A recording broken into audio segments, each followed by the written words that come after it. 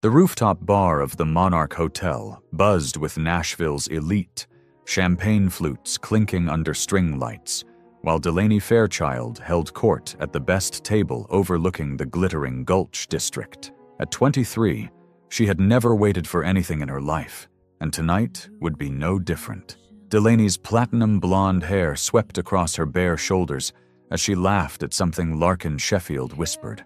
Her father owned 17 luxury resorts across the South, and this hotel was merely another jewel in the Fairchild crown. She came here not as a guest, but as royalty inspecting her kingdom.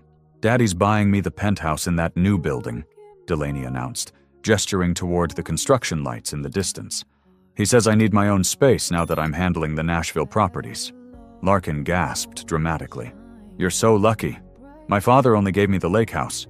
Below them, the valet station operated with quiet efficiency. Malik Travers had been running Keys since 4 in the afternoon, his pre-med textbook stuffed in his locker, untouched. He was saving every dollar for tuition, and weekend shifts at the Monarch paid better than anywhere else in the city. Delaney stood abruptly. "I need my car. I'm bored here." She descended to the lobby without bothering to call ahead.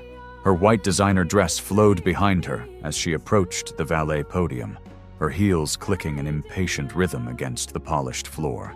Malik looked up from the key rack. "Good evening, ma'am. Do you have your ticket?" Delaney stared at him as though he had spoken a foreign language. "Do you know who I am?" "I don't need a ticket. Get my car. White Range Rover." "Ma'am, hotel policy requires—" "Your policy doesn't apply to me." She leaned closer, her voice dropping to a dangerous whisper. "My father signs your paychecks, every single one. So unless you want to explain to him why his daughter was kept waiting, I suggest you move." Malik felt heat rise to his face, but kept his composure. He had dealt with entitled guests before, but something about her casual cruelty cut deeper. "I'll get your vehicle, Miss Fairchild." She didn't thank him. She simply examined her manicure while he jogged toward the parking garage, her dismissal complete and absolute. Josiah Hendricks caught Malik at the elevator. "Bro, I saw that. You good?" "I'm fine." Malik jabbed the button harder than necessary. Just another night in paradise. Delaney's Range Rover appeared within minutes. She snatched the keys without acknowledgement, leaving behind only the faint scent of expensive perfume and the certainty that people like Malik existed only to serve people like her. She never noticed him watching her drive away, wondering how someone so beautiful could be so hollow inside. "Hello? The Shade of Love family. So happy you're here. Before we jump into the next part of the story, tell us, where are you watching from? Drop your country and state in the comments. Also, how's the story been so far? We love reading your thoughts. Yes, every single comment, and it really keeps us motivated. Let's aim for 50 comments on this video. Think we can hit it? Your support means the world, so don't forget to comment, share, and keep the energy flowing. The Fairchild estate sprawled across 12 acres of Belle Meade's most exclusive real estate, its antebellum columns standing as monuments to generations of accumulated wealth. Delaney pulled through the iron gates just before midnight, her encounter with the valet already forgotten like yesterday's headlines. Inside, her father sat in his study surrounded by bourbon and spreadsheets. Holden Fairchild had built his empire through calculated ruthlessness, disguised as Southern charm, and he had raised his daughter to understand one fundamental truth. Some people were born to lead, and everyone else existed to follow. "Daddy, I need to discuss the Nashville renovations." Delaney poured herself a drink without asking. Holden looked up, his silver hair immaculate despite the late hour. "The contractor's being difficult about timelines. I may need to remind him who holds the financing." "Fire him. There are 100 others who'd crawl over glass for a Fairchild contract." Her father smiled with genuine pride. "That's my girl. You understand how this works? We don't negotiate, we dictate." Delaney settled into the leather chair across from him, feeling the familiar comfort of their shared worldview. In this room, everything made sense. Power flowed in one direction, and mercy was merely weakness dressed in prettier clothes. The next morning, she brunched with Larkin at their usual spot, a members-only club where the waiting list stretched 3 years long. They discussed charity galas and vacation homes, while servers moved silently around them, invisible in their efficiency. "I had the worst experience last night," Delaney mentioned between bites of avocado toast. "This valet actually questioned me, asked for my ticket like I was some random guest." Larkin rolled her eyes. "These people forget their place constantly. What did he look like? Black? Young? Had this attitude like he thought he was somebody? You should report him. People like that need to learn boundaries." Delaney considered this, swirling her mimosa thoughtfully. She had grown up understanding that the world operated on invisible hierarchies, and those who forgot their position required correction. It wasn't personal. It was simply the natural order maintaining itself. Her phone buzzed with a text from her brother Shepard, asking if she wanted to grab dinner. She ignored it. Shepard had started dating a public school teacher last year, and his new progressive opinions exhausted her. He called it growth. She called it betrayal of everything their family represented. The afternoon sunlight streamed through tall windows as Delaney studied her reflection in her phone screen. She saw confidence, beauty, breeding. Everything she had been taught to value looked back at her, affirming that her life was exactly as it should be.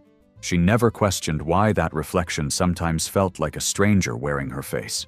3 days later, Delaney returned to the Monarch for a property inspection with the general manager. Caldwell Pruitt walked 2 steps behind her, clipboard clutched like a shield, agreeing with every observation she made, regardless of its accuracy. "The lobby flowers are wilting," she announced, gesturing toward a perfectly fresh arrangement. "Replace them daily, not weekly." "Absolutely, Miss Fairchild. I'll make that change immediately." They passed the concierge desk, where Marlo Sinclair pretended to study her computer screen. She had worked hospitality for 6 years and recognized the particular cruelty of people who treated inspection rounds as opportunities for public humiliation. Delaney paused at the valet station, her eyes finding Malik immediately. He stood beside Josiah, both of them processing an arriving guest's vehicle with practiced professionalism. "Mr. Pruitt, is that the same valet from Saturday night?" Caldwell squinted toward the station. "That's Malik Travers, ma'am. He's been with us almost 2 years. Exemplary record, actually. Never had a single complaint. He was rude to me." The general manager's face shifted into careful neutrality. "I'll speak with him immediately, Miss Fairchild. I apologize for any—" "Don't apologize. Handle it." She continued walking, leaving Caldwell to deliver her verdict. Malik saw the manager approaching and knew instinctively what was coming. He had served Delaney's car without incident, followed every protocol, but that wouldn't matter. "Travers, my office. Now." Josiah grabbed Malik's arm as he passed. "Whatever she said, I'll back you up. This is garbage." In the cramped back office, Caldwell delivered the news with bureaucratic precision. Formal warning, documentation in his file. One more complaint, and he would be terminated. The manager didn't believe any of it was justified, but Caldwell Pruitt had a mortgage and 2 kids in private school. Fighting the Fairchilds wasn't in his budget. Malik emerged to find Delaney watching from across the lobby, a small smile playing on her lips. She had orchestrated his humiliation as casually as ordering room service, and she wanted him to know it. He met her gaze without flinching. Something flickered in her expression. Surprise, perhaps, or irritation that her punishment hadn't broken him completely. Later that evening, Malik sat in his car outside the hotel, too angry to drive home safely. His mother had worked 30 years in healthcare, enduring slights and disrespect with quiet dignity.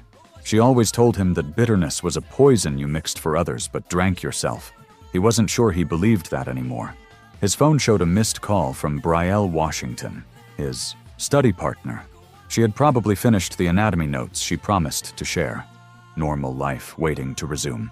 But the image of Delaney's satisfied smile burned behind his eyes, and normal felt very far away.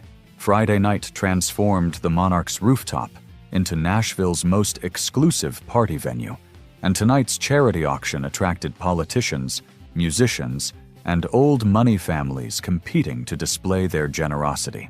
Delaney arrived in an emerald gown that cost more than most people's monthly salary, her presence commanding attention without effort. Malik was working valet again, the formal warning still fresh in his file.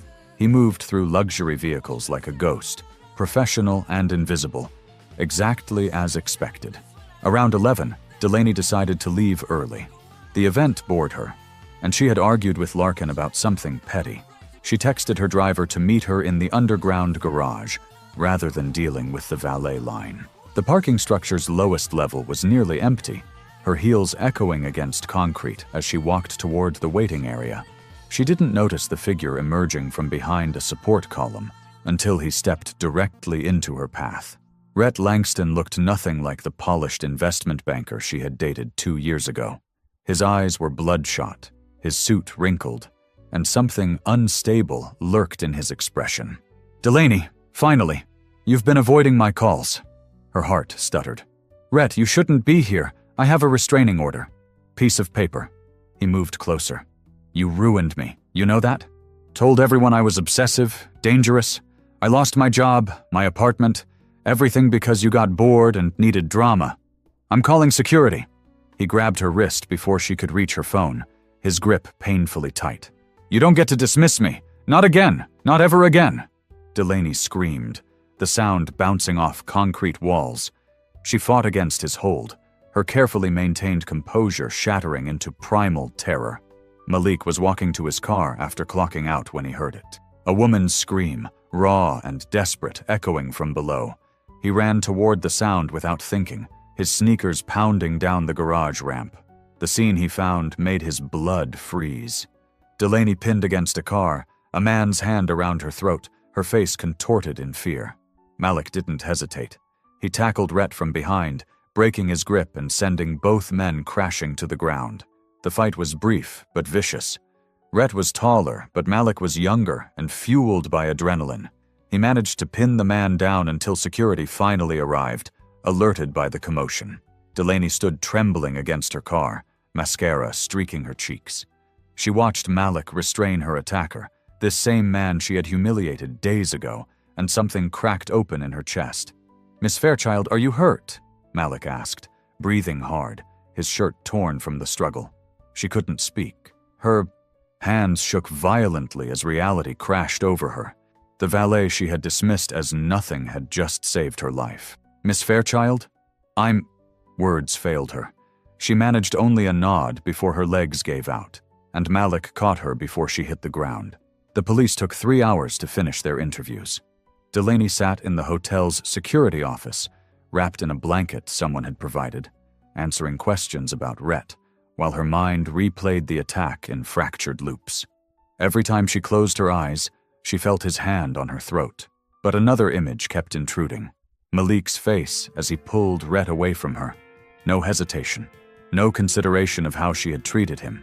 Just action. Officer Tucker Gaines finally allowed her to leave around 2 in the morning. Her brother Shepard had arrived within minutes of her call, and he drove her home in silence, asking no questions she wasn't ready to answer.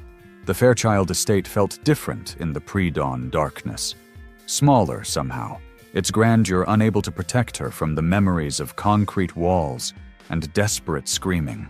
Sleep proved impossible. Delaney sat in her childhood bedroom surrounded by photos of her curated life.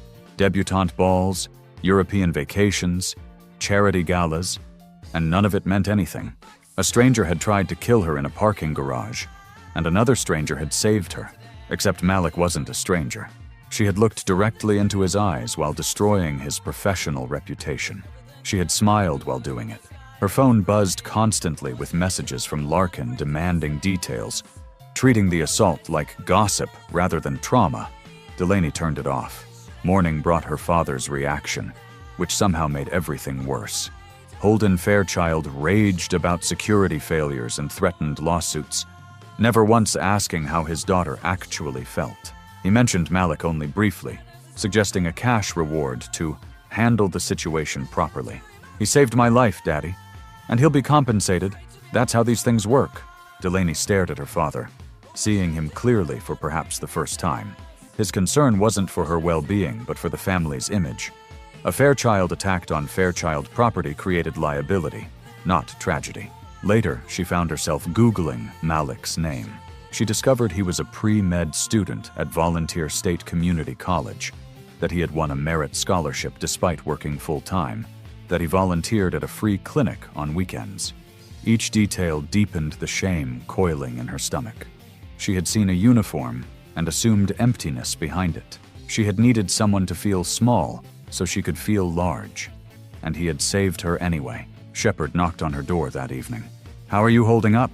"I don't know." The honest answer surprised her. "I think I might be a terrible person." Her brother sat beside her on the bed, saying nothing. But his presence helped more than any words could. The doubt had arrived. Now it was making itself at home. "Hello, the Shade of Love family. So happy you're here." Before we jump into the next part of the story, tell us, where are you watching from? Drop your country and state in the comments. Also, how's the story been so far? We love reading your thoughts. Yes, every single comment. And it really keeps us motivated. Let's aim for 50 comments on this video. Think we can hit it? Your support means the world, so don't forget to comment, share, and keep the energy flowing. 3 days after the attack, Delaney returned to the Monarch. She told herself it was for a scheduled meeting, but the meeting was invented. She needed to see Malik, though she couldn't articulate why. She found him helping an elderly woman whose walker had gotten stuck in the lobby door. His gentleness with her, the patience, the warm smile, the way he waited until she was safely inside before returning to his station, contradicted everything Delaney had assumed about him. Marlo Sinclair noticed her watching. The concierge approached with professional caution. "Miss Fairchild, can I help you with something?" "That valet, Malik. What do you know about him?" Marlo hesitated, uncertain of the question's purpose. "He's one of our best employees. Works double shifts to pay for medical school. Sends money to his mother every month even though she insists he shouldn't. Has he talked about what happened? The parking garage?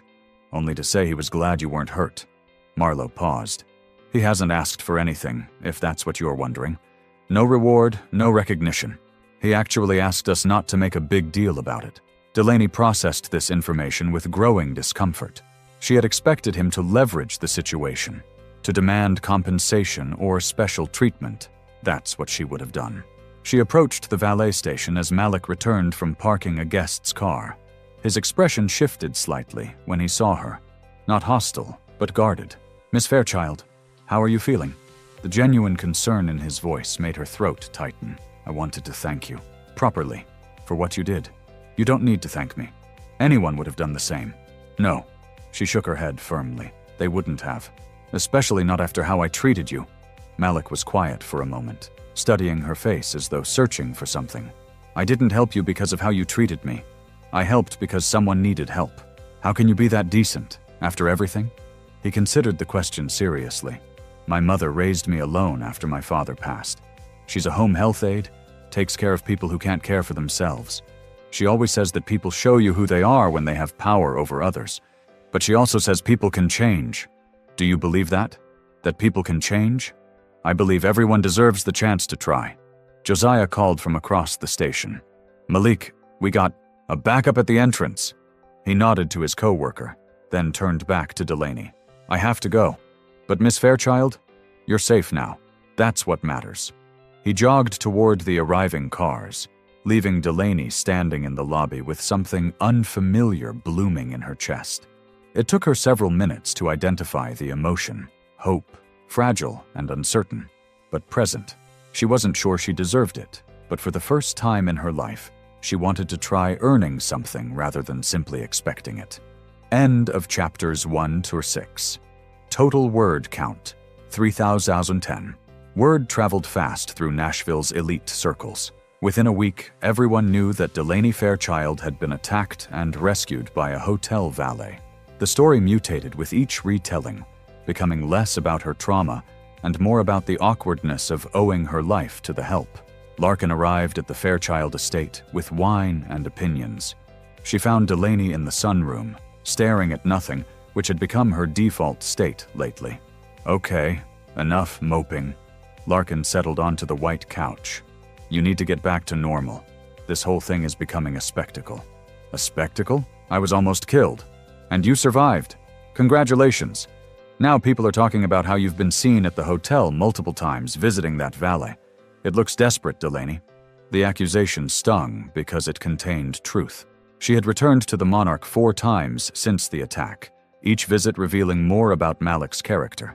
Yesterday, she watched him spend his break helping a lost tourist find their hotel. The day before, she overheard him tutoring Josiah in math for a certification exam. "He saved my life, Larkin. I'm grateful." Be grateful with a check. That's what your father suggested. $10,000 and everyone moves on. Delaney remembered Marlowe telling her that Malik had refused any reward. The check her father sent had been returned, unopened. "He doesn't want our money." Larkin laughed sharply. "Everyone wants money. He's playing the long game. Trust me, people like that always have an angle. People like that." The phrase landed differently now. A week ago, Delaney would have nodded in agreement. Now it made her stomach turn. Her father appeared in the doorway, his presence commanding attention as always. "Delaney, the Hendersons are hosting a gala next weekend. We need to present a united front. Show everyone you're recovered, and the Fairchild name remains untouchable. I'm not sure I'm ready for a gala." Holden's expression hardened slightly. "This isn't optional. The attack created rumors. Weakness invites scrutiny. We control the narrative by showing strength." After he left, Larkin squeezed her hand sympathetically. "He's right, you know. This is how our world works. You can't let one scary night change who you are." But who was she? Delaney had spent 23 years certain of her identity, and now that certainty felt like a costume she had outgrown. That night, she sat alone in the dark, remembering Malik's words about his mother. People show you who they are when they have power over others. She thought about every interaction she'd ever had with servers, valets, housekeepers, people she had never seen as fully human. Her phone showed a text from Shepard. "How are you really doing?" She typed back, "I think I've been asleep my whole life, and I'm finally waking up." His response came immediately. "That's terrifying, but also kind of beautiful." Terrifying was exactly right. Delaney waited until Malik's shift ended at 10. She had parked across the street from the hotel like a stalker, which wasn't lost on her given recent events. But she needed to talk to him away from the property, away from the power dynamics that defined their every interaction. He emerged in jeans and a worn college sweatshirt, backpack slung over one shoulder, looking nothing like the uniformed servant she had initially dismissed. He looked like any young man heading home after a long day. "Malik," she stepped out of her car. "Can we talk, please?" He paused, wariness flickering across his features. "Miss Fairchild, I don't think—" "Delaney, just Delaney. And I know I don't deserve your time, but I need to understand something. And you're the only person who might be honest with me." Something in her voice must have conveyed sincerity. He nodded slowly. "There's a diner around the corner. Neutral ground." They sat across from each other in a vinyl booth, coffee between them. The fluorescent lighting felt democratizing somehow, stripping away the gilded contexts where they usually existed. "Why did you help me?" Delaney asked. "After everything? I told you. Someone needed help. That's not enough. I got you written up. I tried to get you fired. I treated you like dirt on my shoe. And you still ran toward danger to save me." Malik wrapped his hands around his coffee cup. "You want the honest answer?" In that moment, I didn't think about any of that. I heard someone screaming and I reacted. The politics came later. But you weren't angry. You didn't hesitate. Anger is a luxury I can't afford. I'm a black man working in spaces designed for people who look like you. If I let every insult or injustice make me bitter, I'd have nothing left for the things that actually matter. Delaney felt tears threatening. "How do you do it? Stay decent when the world keeps telling you that you're less than." "My mother." His voice softened. "She cleans houses for people like your family. Comes home exhausted, hands cracked, back aching. And every Sunday she makes dinner and says grace and thanks God for her blessings. She taught me that dignity isn't something anyone can take from you. It's something you carry inside. I've never thought about dignity as something you carry. For me, it's always been something you display, prove to others. That's the difference between having it and performing it." The words hit like physical blows. Delaney had spent her entire life performing. Wealth, confidence, superiority. None of it was real. None of it would have saved her in that parking garage. "I was wrong about you," she whispered. "I was wrong about everything." "Then do something about it. Feeling guilty is easy. Change is hard." She nodded, wiping her eyes with a napkin. "Will you help me?" Teach me how to see people the way you do? Malik studied her for a long moment. That's not something anyone can teach, but I can tell you where to start. Stop looking down. Start looking across. The Henderson Gala arrived with all its expected grandeur. Crystal chandeliers cast rainbow light across designer gowns and tailored tuxedos as Nashville's elite performed their annual ritual of competitive philanthropy. This year's cause was inner-city education, which struck Delaney as grotesquely ironic, given that no one in attendance had ever set foot in an inner-city school. She stood beside her father in the receiving line, smiling the smile she had perfected since childhood. But everything felt different now. The conversations she overheard, casual dismissals of those neighborhoods, jokes about diversity hires, complaints about service workers, landed like slaps. The problem with these programs, a silver-haired banker was explaining to her father, is that you can't fix culture with money. Some people simply lack ambition. Holden nodded sagely. Exactly right. Handouts create dependency. Delaney thought about Malik working double shifts to pay for medical school. She thought about his mother spending decades caring for others while earning poverty wages.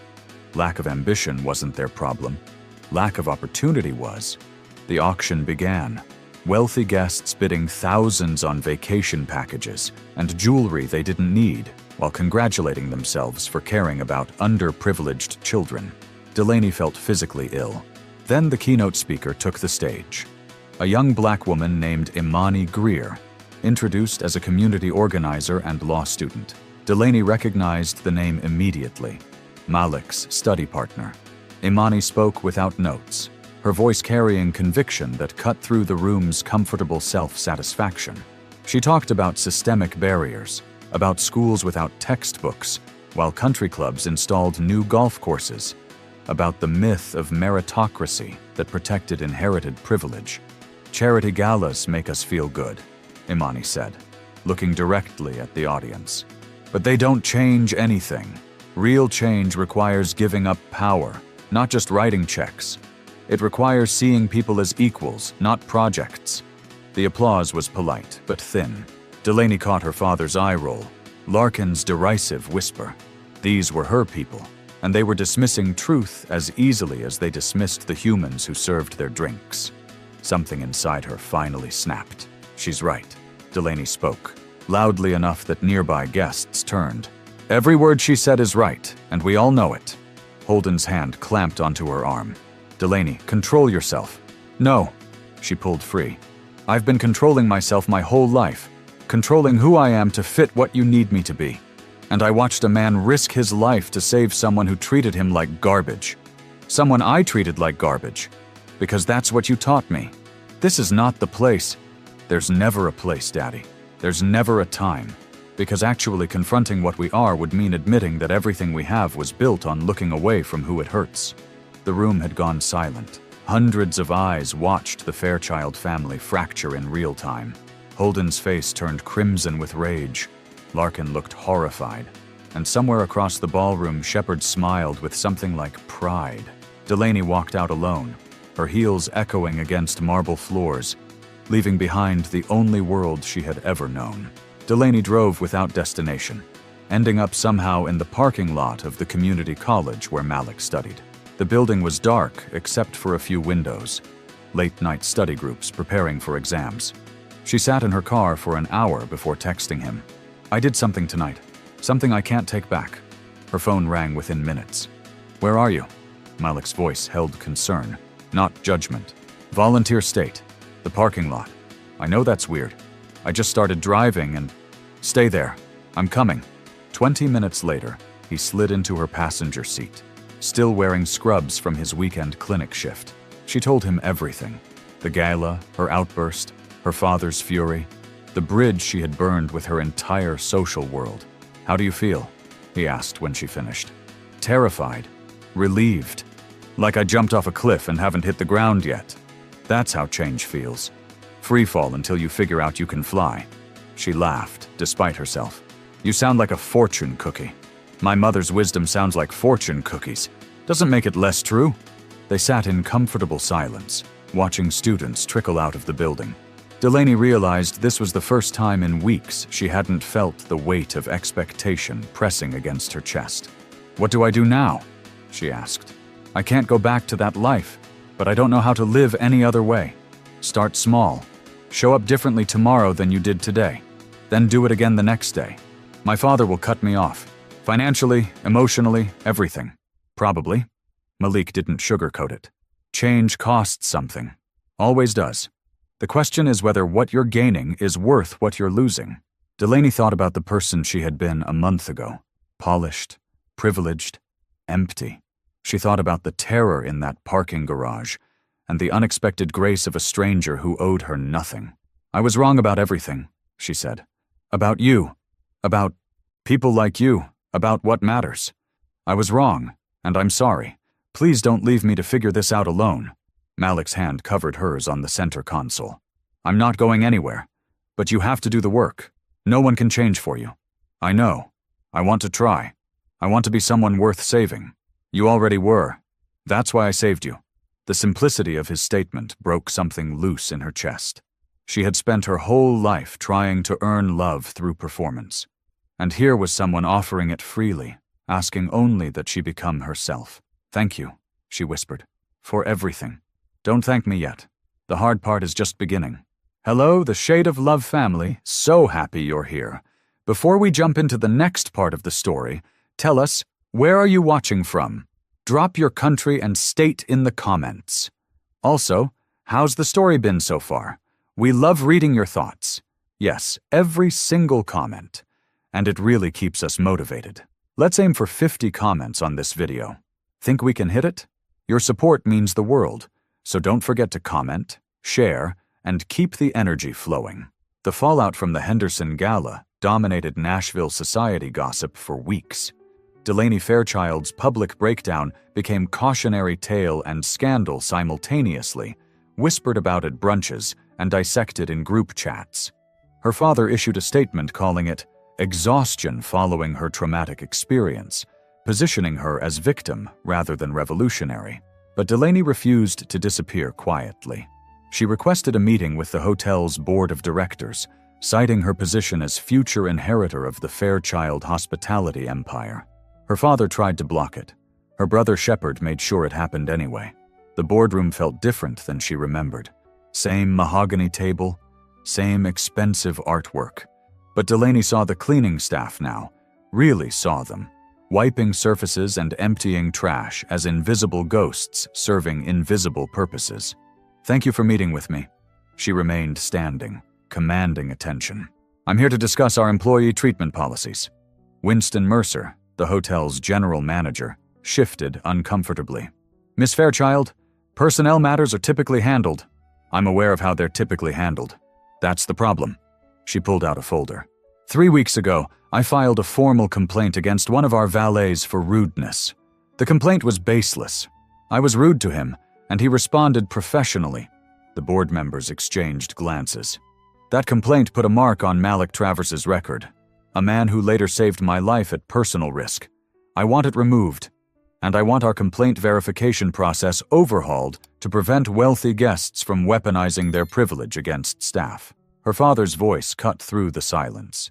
"This is inappropriate. Personal matters don't belong in board meetings." "This isn't personal. It's systemic." Delaney met his eyes directly. "We train our staff to accept abuse from guests because guest satisfaction drives revenue. We create a culture where people like me can destroy careers with a lie and face no consequences. That changes today. The vote wasn't unanimous, but it passed. Malik's record would be cleared, new verification protocols would be implemented, and Delaney Fairchild had publicly chosen justice over family loyalty." Afterward, Caldwell Pruitt approached her in the hallway.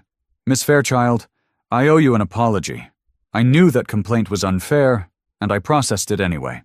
You were protecting your job, I understand. That's not an excuse. It's a reason, but not an excuse." He paused. "Travers is a good man, one of the best I've managed. Thank you for making this right." Walking out of the hotel, Delaney felt lighter than she had in years. She had lost her father's approval, her social standing, her comfortable certainty about the world. But she had gained something more valuable. She had gained herself. 6 months changed everything and nothing. The Monarch Hotel still sparkled beside the Cumberland River. Nashville's elite still gathered for charity galas, and the Fairchild name still commanded respect in certain circles. But Delaney no longer belonged to that world, and she had never felt more free.